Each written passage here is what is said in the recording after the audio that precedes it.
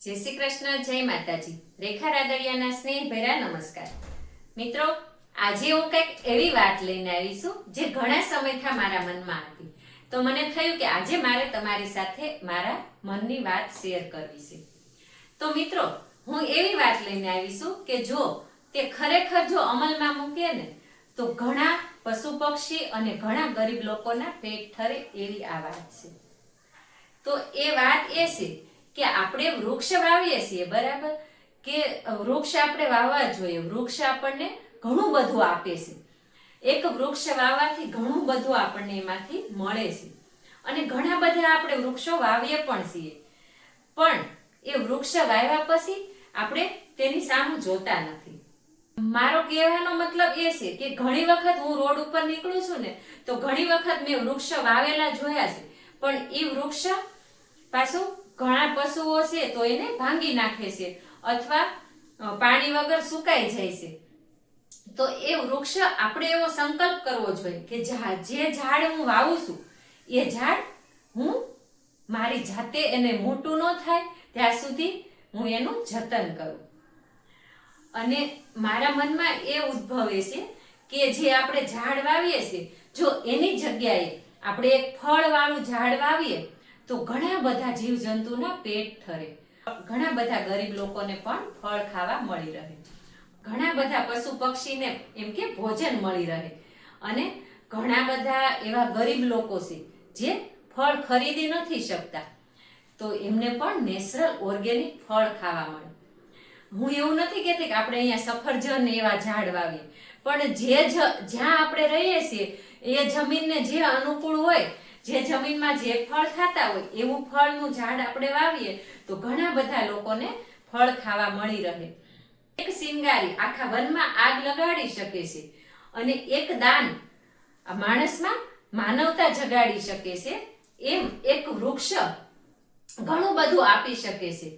મિત્રો, આપણે એવું નક્કી કરીએ કે હું મારા ઘરની આજુબાજુમાં અથવા મારા ખેતરમાં અથવા કોઈ સાર્વજનિક જગ્યા હોય તો ત્યાં પણ હું એક ઝાડ ઉછેરીશ. અને જો આપણે સંકલ્પ કરીએ ને તો એટલું આપણે કરી જ શકીએ. અને આપણે આજથી મારો વિડીયો તમે જ્યાં પણ સવો ત્યાંથી તમે જો આજે એક સંકલ્પ કરો કે હું આજે એક ઝાડ ઉછેરીશ, એમ તો વિચાર કરો, તમે એ ઝાડ ઉછેરી અને મોટું કરશો ને એટલે તમે જ્યારે પણ ત્યાંથી નીકળશો ને એટલે તમને એક અંદરથી એક આનંદ આવશે અને અંદરથી એક જે આંતરિક ખુશી મળે ને એવી ખુશી બહુ અણમોલ હોય છે. અને આવી ખુશી ક્યારે મળે ખબર? કે ક્યારેક આપણે નિસ્વાર્થ ભાવે કાર્ય કરીએ અને એ કાર્ય કરેલું સફળ થાય ત્યારે આપણને અંતર આત્માને ખૂબ જ ખુશી મળે છે. તો આપણે જે ઝાડ વાવીએ અને એ ઝાડ મોટું થાય અને એમાં પક્ષીઓ કલરવ કરતા હોય, પછી પશુ પક્ષીઓ ગાય પશુઓ બેસે છે. ઘણા એવા લોકો છે જેને ઉનાળામાં ઘરમાં રહેવું ખૂબ જ તકલીફ થતી હોય કે પતરાવાળાને એવા ઘર હોય છે, તો એવા લોકો એ ઝાડ નીચે બેસે છે અને એ ઝાડમાંથી જે ફળ આવે ને એ ફળ પક્ષીઓ ખાય છે અને નીચે પડેલા ફળ છે તે પશુઓ પણ ખાય છે.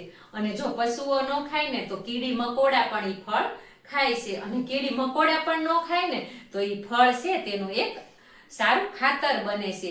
એટલે એક વૃક્ષ વાવો ને, આપણે એક વૃક્ષ વાવીને મોટું કરીએ ને પછી વૃક્ષ આપણને સતત કંઈક ને કંઈક આપતું જ રહે છે, આપતું જ રહે છે. સારું ઓક્સિજન આપે છે, સારા પૌષ્ટિક ઓર્ગેનિક ફળ આપે છે, સારો સાયો આપે છે અને આપણે વાતાવરણ છે તે શુદ્ધ બનાવે છે. આપણી જમીન છે તે શુદ્ધ થાય છે અને આપણું વાતાવરણ છે તે પણ શુદ્ધ થાય છે. તો મારો આ વિચાર છે એ તમને કેવો લાગ્યો તે તમે કમેન્ટમાં જણાવજો. તે તમે તમારા ગ્રુપમાં, તમારા સગા સંબંધીમાં તમે આ માહિતી તમે મોકલજો.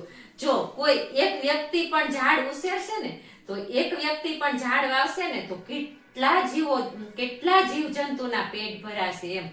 એટલે અને હું તમને છેલ્લે એ કહેવા માંગીશ કે આપણે વૃક્ષ વાવીએ છીએ, પેપરમાં ફોટા છપાવીએ કે જો અમે એટલા વૃક્ષ વાવ્યા, અમે એટલા વૃક્ષ વાવ્યા એમ, પણ તમે ક્યાંય સાંભળ્યું કે એવો વિડીયો પાછો આવ્યો કે એટલા વૃક્ષ વાવ્યા અને એમાંથી એટલા અમે મોટા કર્યા એમ?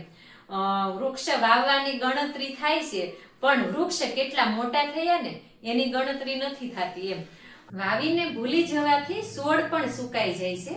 વાવીને ભૂલી જવાથી છોડ પણ સુકાઈ જાય છે, પણ જો એનું દિલથી જતન કરીએ ને તો એક નાનકડી ડાળી પણ સાયો આપી જાય છે. એક નાનકડી ડાળી પણ સાયો આપી જાય છે. એમ આપણે પણ જે છોડ વાવીએ એને જો દિલથી જતન કરીએ ને તો એ આપણને ઘણું બધું આપી જાય છે.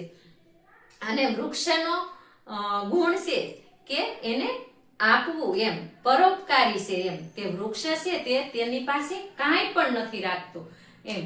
તે ફળ ફૂલ સાયો તે બધું જ આપણને આપે છે, તે તેની પાસે કાંઈ નથી રાખતો.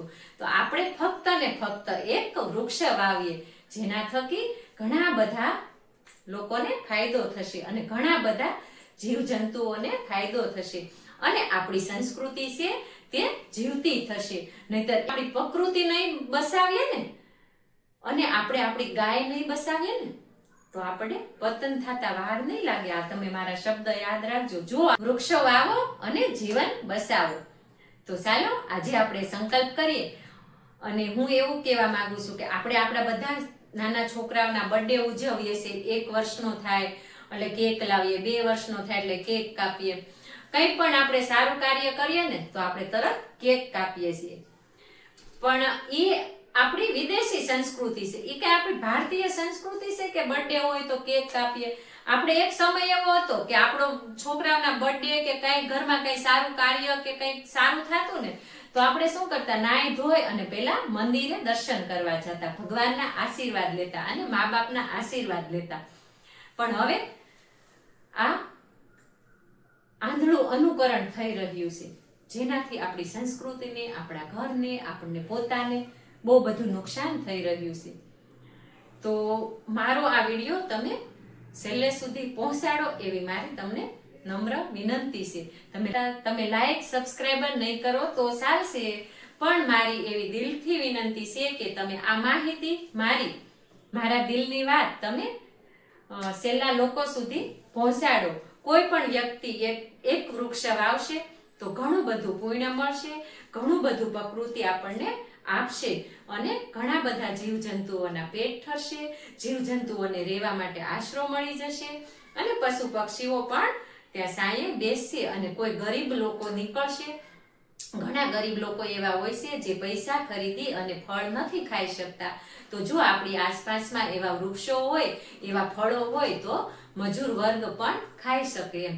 ઘણી વખત આપણને એવી બીક લાગતી હોય કે ફળવાળા ઝાડ વાવશું તો એ કે બીજા તોડી જશે એમ. તો તોડે કોણ? કે જે પોતે પૈસા લઈ અને ખરીદી નથી શકતો એ જે વ્યક્તિ ફળ લેશે. બાકી જેની પાસે બધું છે એ તમારા ફળની સામું પણ નહીં જોવે. એટલે એવી ચિંતા કર્યા વગર એવું એક ઝાડ સરસ વાવીએ જેના થકી જે ઝાડમાં ફળ આવે અને પશુ પક્ષી અને જીવજંતુ અને ગરીબ માણસો પણ તે ખાઈ શકે. તો આ મારો વિડીયો તમે છેલ્લે સુધી પહોંચાડજો. મારી માહિતી તમને કેવી લાગી તે કમેન્ટમાં જણાવજો. જય માતાજી, ધન્યવાદ.